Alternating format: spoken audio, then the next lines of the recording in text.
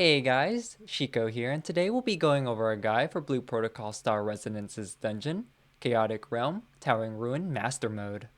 The dungeon requirements are 3 to 5 people, with Master 1 requiring 12,340 ability score, while Master 6 will require 18,090 ability score. You'll have 9 minutes to get through ads to accumulate 900 survey points, and then for each attempt of the boss cart griff, you'll have 6 minutes. Before we dive right in, let's discuss the differences you'll see when challenging Master Mode.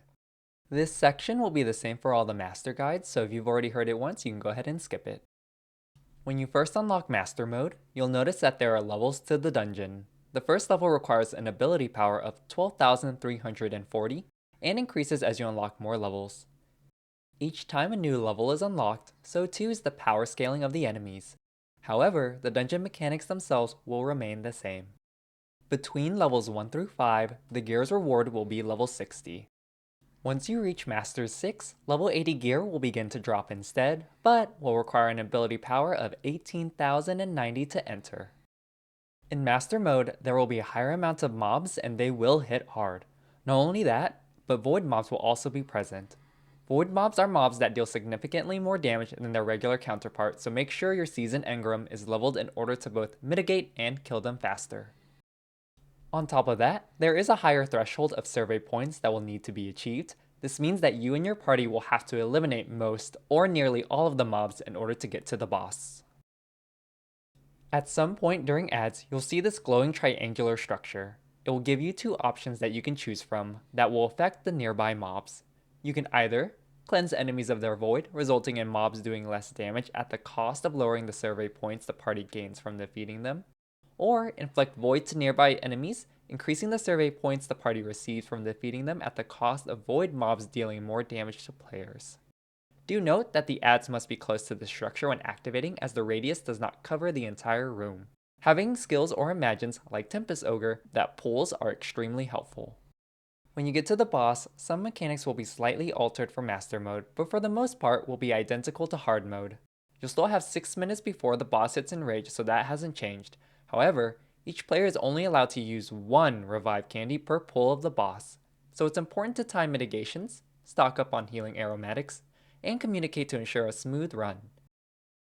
Although you can retry the boss as many times until you clear, in Master Mode, all deaths from the dungeon start to finish are counted and will penalize the amount of Master Points you can accumulate. Something to note is that during ads, players can still revive one another and do not need revive candies until the boss. Alright, let's go over the dungeon now.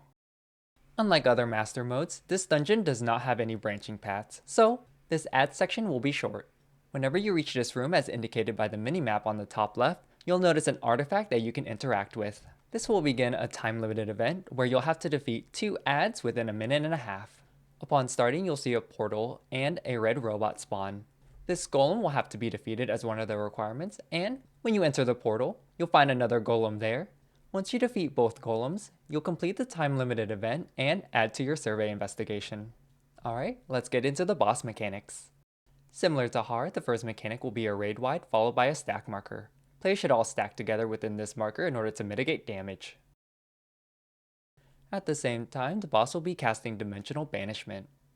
When the cast goes off, the boss will disappear and reappear in the middle before becoming invulnerable. He will begin casting Dimensional Annihilation, where the mechanics have to be resolved in 1 minute or it's a wipe. At this time, the party will be split into 2, one with the tank, the other with the DPS and healer. Let's take a look at the healers and DPS. First, 12 ads will spawn, and in Master Mode, 2 extra green robots will join the fray.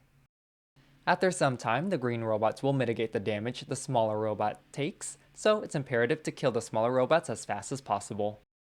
Whenever the smaller robots are defeated, they will drop a small electrical orb that the players can pick up. Picking up a total of 7 orbs will allow the players to see where the dimensional fissures are to escape the imagination dimension. Only one dimensional fissure will be the correct one, but I'll go over that when we get to the tank side. Since only 7 orbs are needed to complete the mechanic, I recommend grouping up one side to get 6 orbs, and then focus targeting only one on the other side for a quick and easy solution. Similar to the other modes, there will be giant orbs that spawn in the middle and travel outwards towards the arena, dealing lots of damage to players who are in the path. Only this time in Master Mode, There will be a total of 8 orbs that are traveling outwards. Healers, do pay attention to heals during this phase, as there will be a constant dot damage that occurs, as well as anybody picking up the orbs will receive less healing. While the DPS and healers deal with adds in the imagination dimension, tanks will have it a little bit simpler. All they have to do is keep away from the boss as the boss rotates and tries to deal damage to the tank. Getting caught by this will deal a significant amount of damage, and you'll want to be alive for the next part. Once the DPS and healers are done on their part, the tank will be able to see only one fissure. This will be the correct fissure that they'll need to relay in order for the party to escape. Players can still see the tank, as being in the other dimension just makes the tank more blue. So players should head to wherever the tank is heading. Now, all players need to be at the fissure before activating it. Upon activating it, it will cast a shield, and Kargriff will begin doing multi-Raidwides that, if anyone caught outside the barrier, will die. Afterwards, a simple tank buster will occur. The boss will disappear and reappear in the middle with 2 lasers trying to charge the boss. If the charges go through, it will result in a wipe. Players will need to intercept these lasers to prevent them from charging the boss. At the same time, there will be some AOEs that are going out. The patterns are to dodge out, to dodge inwards, or to be in the middle. At the same time, these lasers do cause damage, so players should switch out between who's intercepting them. Players can perfect dodge these lasers in order to mitigate the damage as well. Healers, you should be prepared to heal in order to make sure that no one dies. 3 random players will be targeted for an AOE. At the same time, the boss will cleave 270 degrees, making the safe spot behind him the only safe spot. Players will need to try to squeeze into this safe spot, as taking damage from the AOE and the cleave might be lethal. Before this happens, tanks can pull the boss further north in order to create a bigger safe spot for players. Once the AOEs explode, they'll drop 3 turrets that will explode after some time. Players should try to kill at least 2 of these, as the explosions from each of the turrets are quite big and will do moderate damage. Another stack marker will appear, just resolve it as any other stack marker. The last new mechanic for this fight is that the boss will generate an electrical perimeter. Standing on this perimeter will deal massive dot damage. At the same time, the boss will be generating volleys of missiles that will target players. Players will just need to try to dodge their own AOEs while dodging other people's AOEs within the small safe space.